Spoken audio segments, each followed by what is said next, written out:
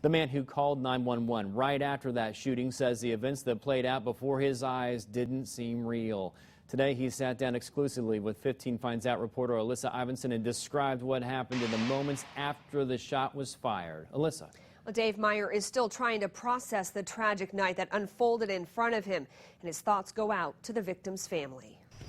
It just didn't seem real. Dave Meier was watching TV inside his Woodbridge apartment when he heard a loud pop. It sounded like a really loud firecracker, but there was almost like an echo to it, which is what didn't sound the same as a firework. He ran to his bedroom window and looked into the lot below. And I saw a person kind of standing there, and he was walking wobbly, and then he was trying to pick something up behind a car, and it wasn't until he stumbled back between his car and the other car, and then I saw him fall, that I knew it was bad, because it went from standing to straight down. There was no sitting. Meier quickly called 911. He says the victim, Brian Quintana, managed to get into his car and tried to leave, but his car just rolled back into another one parked in the lot.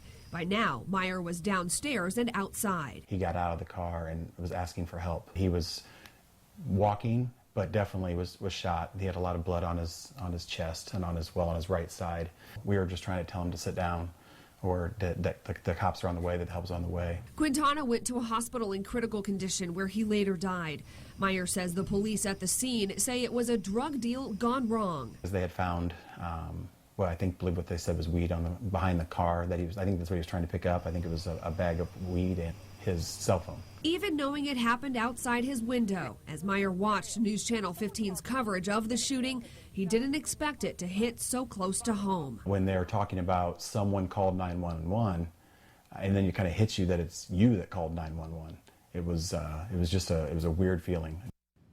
Meier says Quintana was able to give officers a suspect name at the scene, and he's glad police already arrested 2 people. For 15 Finds Out, I'm Alyssa Ivinson.